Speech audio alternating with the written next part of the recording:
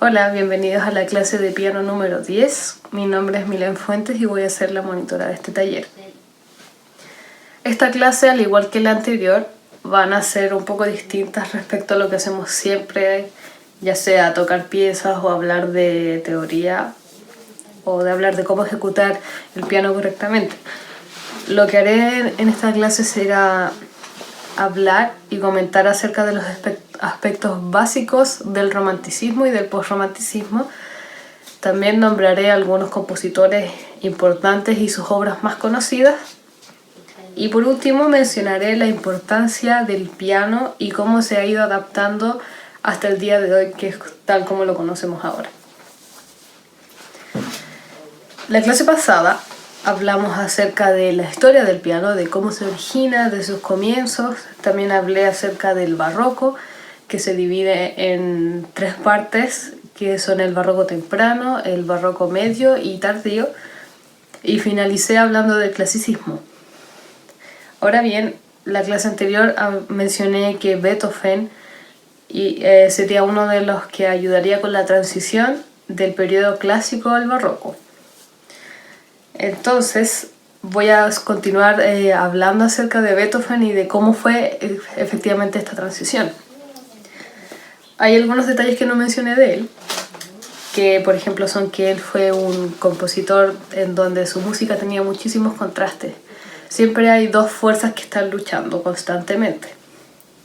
Él fue un compositor muy innovador, y en esto quiero resaltarlo porque esto es lo que nos va a llevar a la transición que estoy hablando. Y fue un innovador porque una de las cosas que él hace es que altera el orden tradicional de la sonata.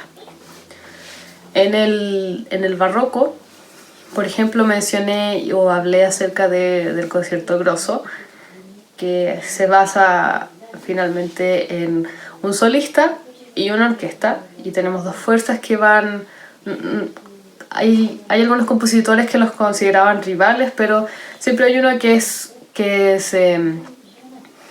tiene como el protagonismo y el acompañante que sería la orquesta.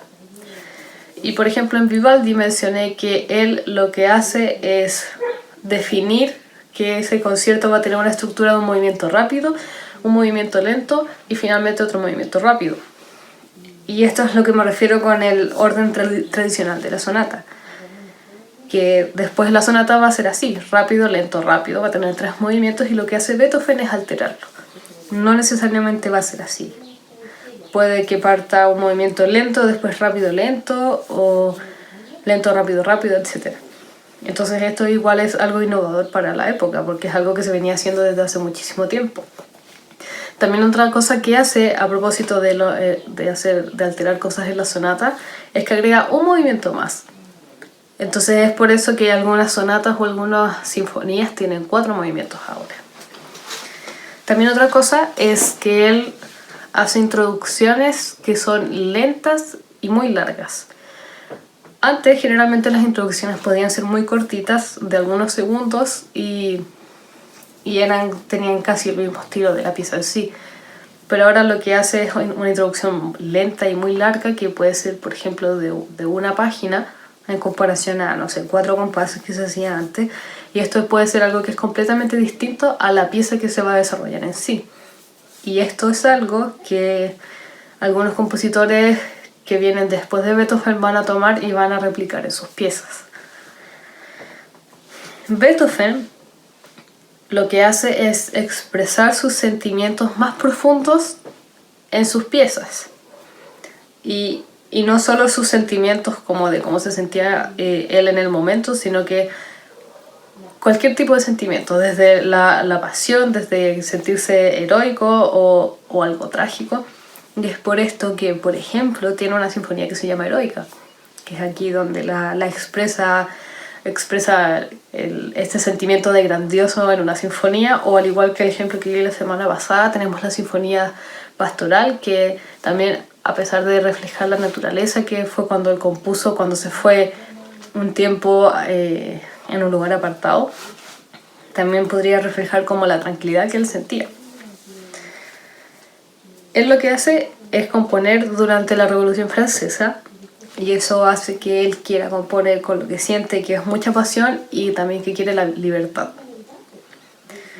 Y bueno, un ejemplo para dejar más claro esto de la expresión de sentimientos puede ser, por ejemplo, la sonata número 8 para piano, la sonata patética. Esta sonata parte con una introducción lenta de una página. Él la compuso en el momento en el que empezó a quedarse sordo, por lo que en el momento en que él la hizo se sentía muy afligido y muy mal porque es un compositor y no podía, estaba perdiendo la audición, entonces se sentía terrible y se refleja en esta introducción. Es muy lenta, muy dramática, está en do menor y uno puede llegar a sentir lo que él se sentía de afligido con los primeros acordes de la pieza, con los acordes y con las tensiones que él incluye en las piezas. Entonces, lo que él hace es que la emoción es su principal motivo para componer, y esto se refleja, por ejemplo, en esta sonata. Otra cosa que hace también Beethoven es incorporar algo que se llama sforzato o esforzando, y lo que es esto es como un golpe fuerte, un golpe muy bruto en el que uno podría quedar así como choqueado.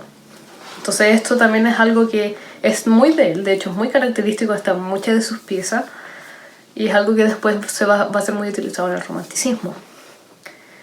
Entonces aquí está la transición de la que hablábamos. Esto de la expresión de sentimientos es algo netamente del romanticismo y Beethoven lo empezó a hacer de antes. Entonces por eso es que él está considerado entre el clasicismo y el romanticismo. Podemos encontrarlo en los dos periodos. Ahora, el romanticismo como tal comienza en el siglo XIX y termina a principios del siglo XX. Y para decirlo en años, comienza en 1810 y termina en el 1900 aproximadamente. La principal característica de este periodo es expresar las emociones hacia una persona o hacia un objeto.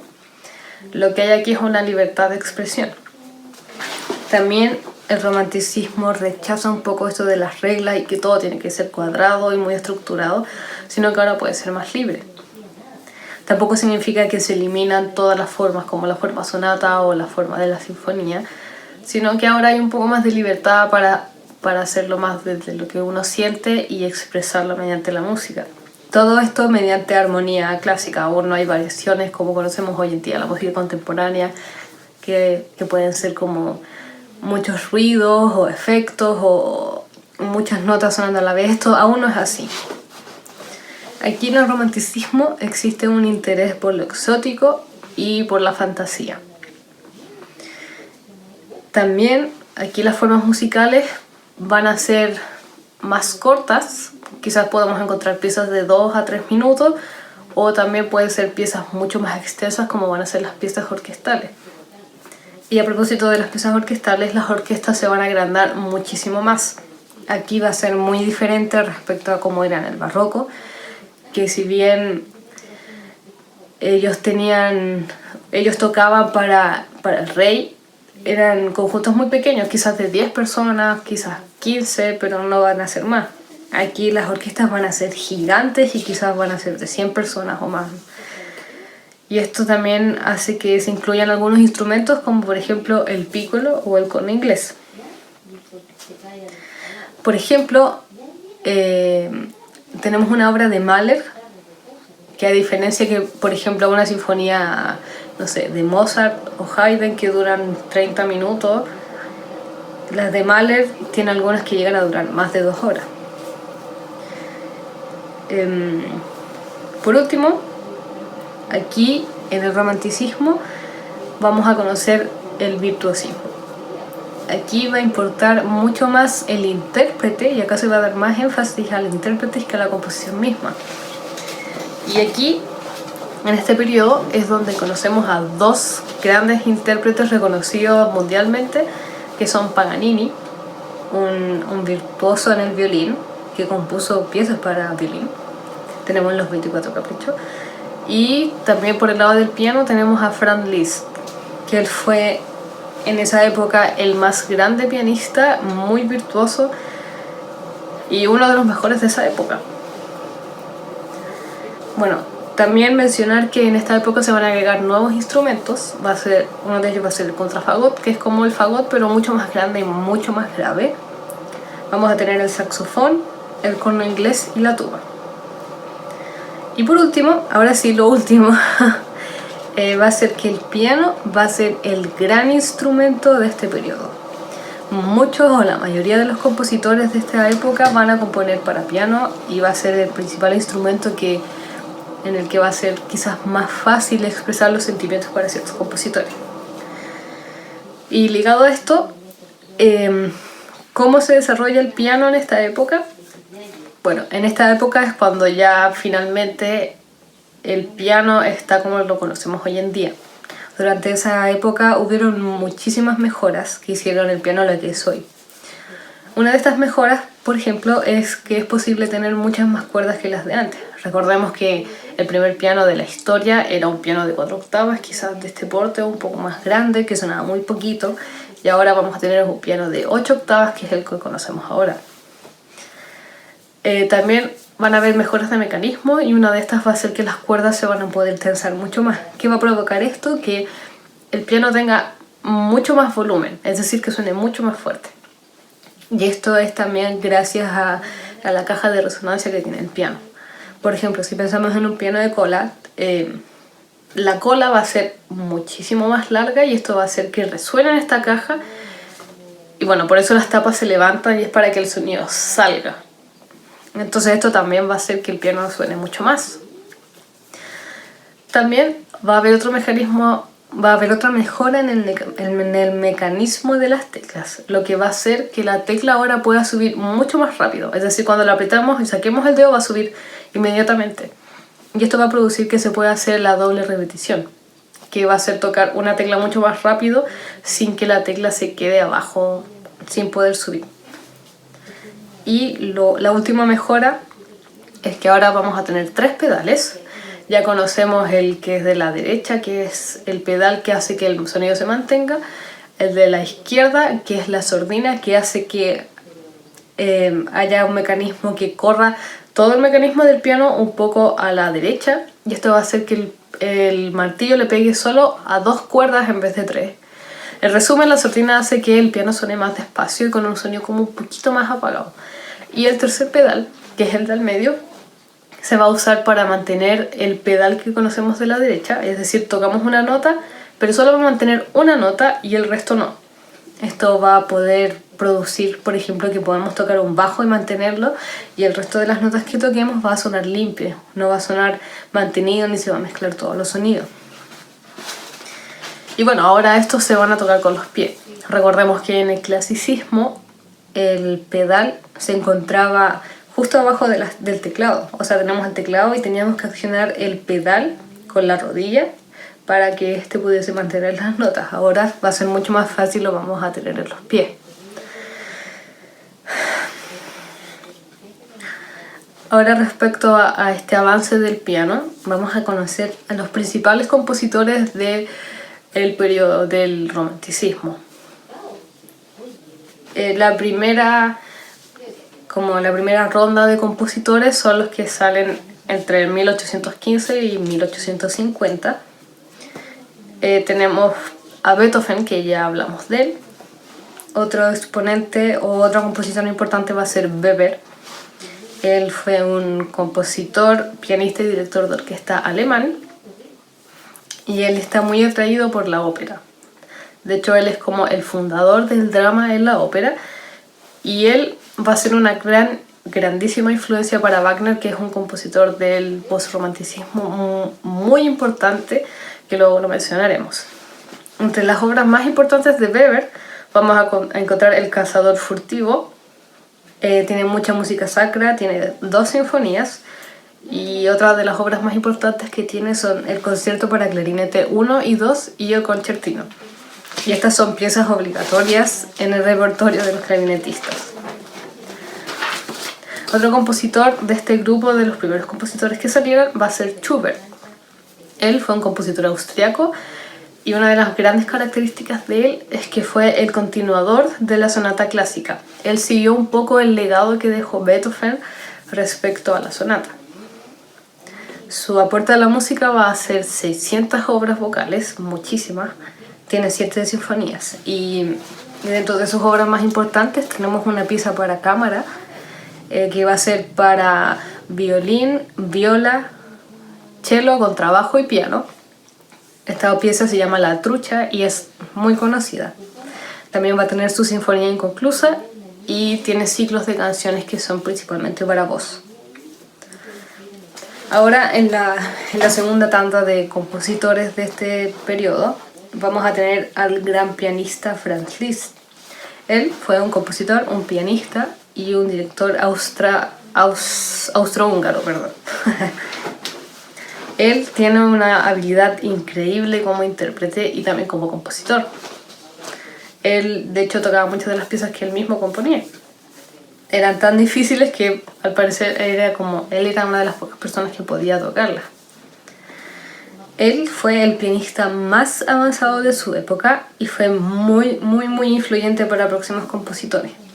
Él también creó así como una academia donde salieron muchos músicos muy importantes, como por ejemplo lo son Bartók o Kodály. Y él fue un compositor de la nueva escuela alemana. Tiene muchas obras muy importantes como son los estudios trascendentales, los estudios de concierto. Tiene muchos arreglos que hizo de otros compositores, tiene conciertos para piano, tiene mucha música para piano principalmente y también música para orquesta. Siguiendo con otro compositor, tenemos a Mendelssohn, que él también fue muy importante. Fue un compositor, director y pianista alemán. Dentro de sus piezas más famosas tenemos el concierto para violín, tiene muchos cuartetos, tiene tríos, tiene un trío muy conocido que es para violín, cello y piano. También tiene sinfonías que son muy importantes y también tiene una pieza muy famosa que se llama Sueño de una noche de verano. Otro compositor, y aquí nos adentramos mucho más en el mundo del piano, tenemos a Chopin, Frédéric Chopin. Él fue un compositor y pianista polaco. Y él fue uno de los mayores representantes del romanticismo. Él en sus piezas tiene mucha técnica, mucho refinamiento estilístico y un manejo de la armonía increíble. Él es uno de los compositores más importantes hasta incluso en la actualidad para los pianistas. Por ejemplo, hay muchos concursos y en realidad yo creo que el 99% de los concursos o de los festivales o lo que sea para piano es necesario tocar Chopin. Sus piezas más famosas, que son muchísimas, son los estudios para piano. Tiene estudios para piano Opus 10 y Opus 25, son todos muy conocidos. También tienen un nivel técnico bastante alto. También tenemos los preludios de Chopin, tenemos las baladas, tenemos los scherzos, tenemos las mazurkas, en fin, mucha música para piano. También tiene una sonata para cello, pero no es tan conocida, sino que él es más conocido por toda la música que hizo para piano. Y después de este compositor, vamos a pasar a la etapa nacionalista. Aquí, la etapa nacionalista es lo que se conoce como el post-romanticismo o el romanticismo tardío. Lo que aquí pasa, a diferencia del romanticismo en sí, es que en esta época se va a llevar al límite lo que es expresar, por ejemplo, los estados de ánimo. Pero más que nada, expresar cosas va a ser al límite. Y aquí una característica que podemos encontrar es que vamos a tener un sonido mucho más amplio. Y esto también va a ser gracias a las orquestas grandes que van a tener muchísimo más sonido porque va a ser mucha más gente tocando.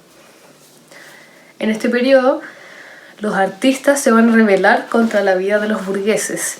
Y aquí va a haber un espíritu más inconformista. Entonces los artistas, los compositores van a demandar mucho más la libertad, la van a querer mucho más. Y uno de los grandes, pero grandísimos exponentes del post-romanticismo va a ser Wagner. Él fue un compositor muy famoso.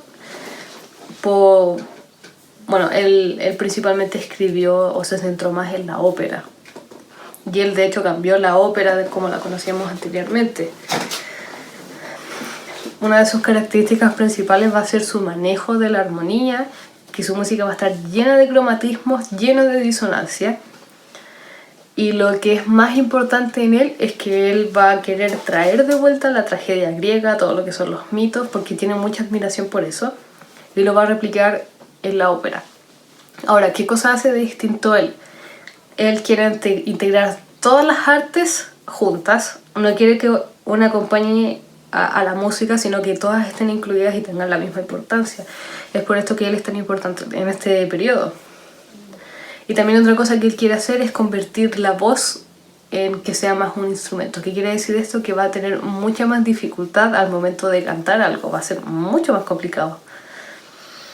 Y una de sus piezas más conocidas son los Maestros Cantores, por ejemplo, o Tristán e Isolda. Y bueno, hay muchos otros compositores del postromanticismo. Todos ellos son muy influenciados por Wagner. Algunos de ellos son, por ejemplo, Mahler, Strauss, Rachmaninoff, Scriabin o Puccini. Luego del postromanticismo o del romanticismo tardío viene otro periodo en la música que es completamente distinto al que conocíamos anteriormente. Ahora vamos a conocer un periodo que se llama la música moderna. Y este periodo va a abarcar muchos años, va a abarcar casi un siglo, va a ser principalmente el siglo XX, desde 1910 hasta aproximadamente 1975. Pero durante este periodo existen varias subdivisiones en cuanto, o sea, dependiendo de los años que estamos viviendo. Del que voy a hablar ahora principalmente va a ser el impresionismo. El impresionismo es música principalmente francesa. Se dice que su origen puede estar conectada a la parte occidental y quizás puede provenir de Japón. Esta música va a surgir durante principios o finales del siglo XIX y principios del siglo XX hasta casi la mitad de este siglo o hasta los años 1940 aproximadamente. Este periodo o esta música impresionista, principalmente francesa, va a ser extremadamente diversa. Va a ser muy distinta, por ejemplo, a lo que hemos escuchado como en las sinfonías de Beethoven o en las óperas de Wagner. Una de las principales características de este periodo es que va a tener escalas exóticas y va a tener mucha diversidad de géneros. Aquí lo más importante en el impresionismo van a ser los timbres. A diferencia del romanticismo que era expresar emociones, aquí lo que va a importar va a ser los timbres, cómo escuchamos los efectos del sonido. Aquí también otra característica es que van a tener tiempos que no van a ser lineales. No vamos a tener un inicio, un desarrollo y un fin, como es algo que veíamos, por ejemplo, en la forma sonata. Aquí puede que tengamos una línea, después aparezca de nuevo y así. Esto va a ser música, como dije, no va a ser lineal. Y también, bueno, podemos conocer un poco más del impresionismo mediante las pinturas. Un gran exponente del impresionismo en las pinturas podría ser Claude Monet, un pintor francés. Y podemos ver el impresionismo en la técnica que se usaba para pintar. En estas técnicas son pinceladas de colores para dar sensaciones, para dar impresiones, tal como dice el nombre. Entonces esto es más que nada como, por ejemplo, uno si se acerca mucho a una pintura puede ver pinceladas de colores, pero cuando se aleja puede ver algo que se está formando, un paisaje, por ejemplo. Aquí, como dije antes, lo que va a importar más van a ser los colores tímbricos más que las formas musicales. Y dos de los grandes exponentes van a ser Claude Debussy y Maurice Ravel. Ambos son franceses. Primero, para hablar acerca de las escalas exóticas que mencioné antes, tengo que irme un poco más atrás, por ejemplo, a la música medieval o en la época medieval.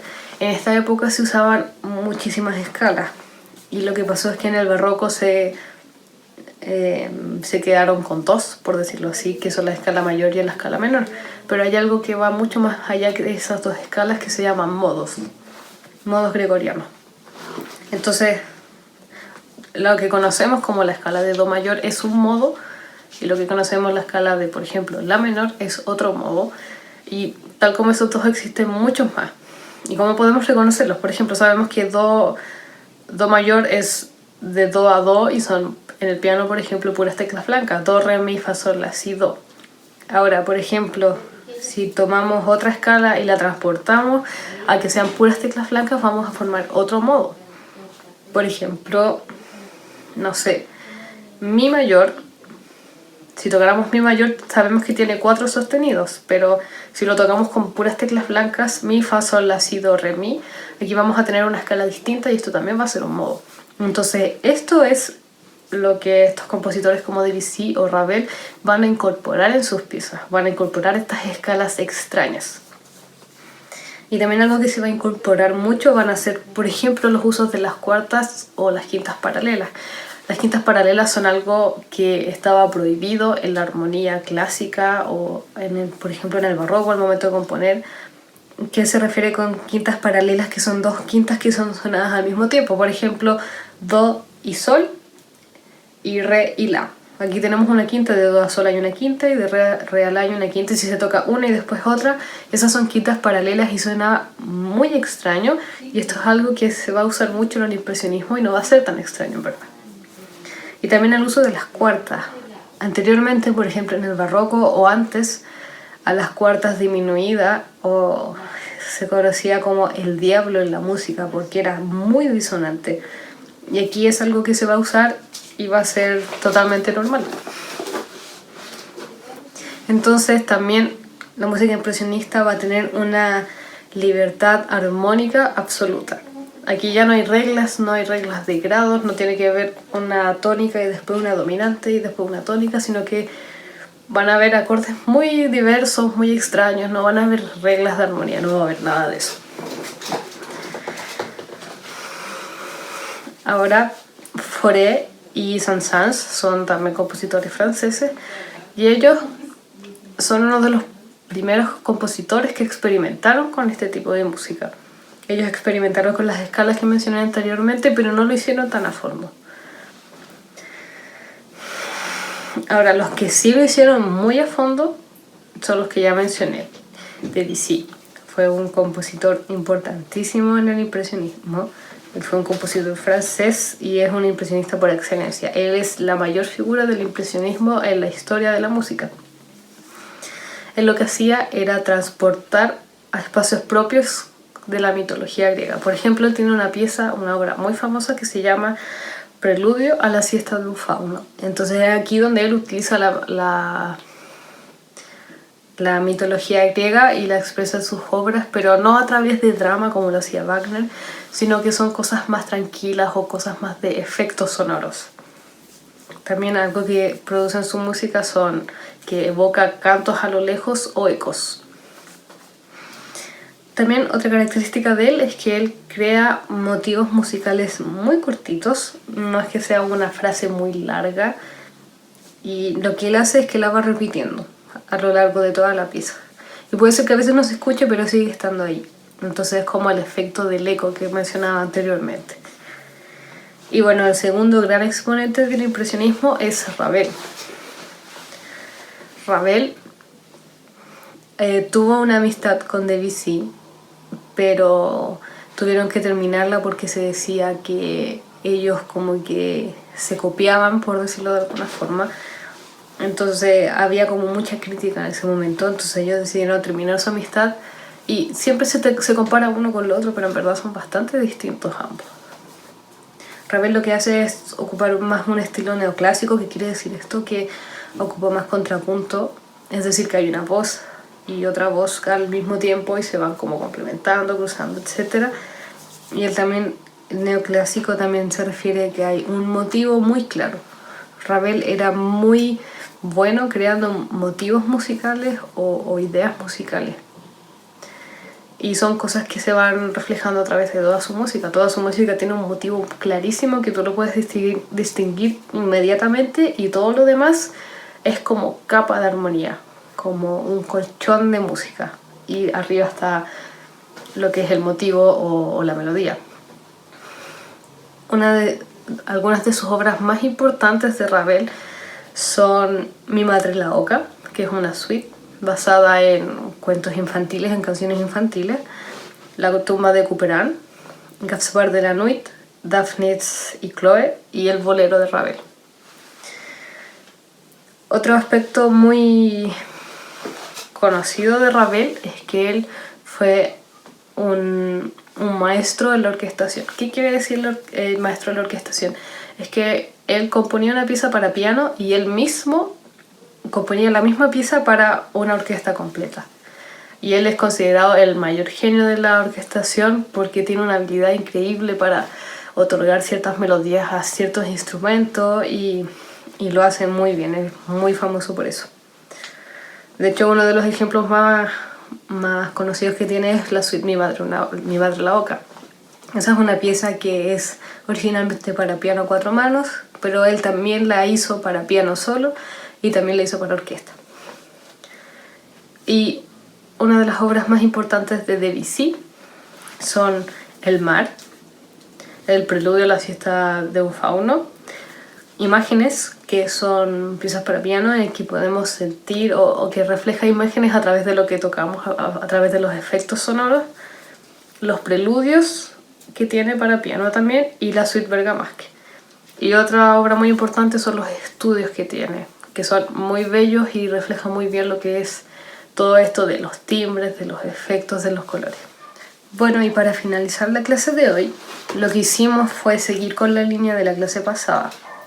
Vimos el periodo del romanticismo y del post-romanticismo o el romanticismo tardío, y en el cual pudimos identificar a los compositores más importantes y sus obras más importantes. A la vez también vimos cómo iba la evolución del piano respecto a la música, cómo fueron las mejoras y cómo va evolucionando respecto a la música que se hace. Por último, pudimos conocer un poquito de lo que es la música moderna, la música del siglo XX, principios del siglo XX, que es la música impresionista.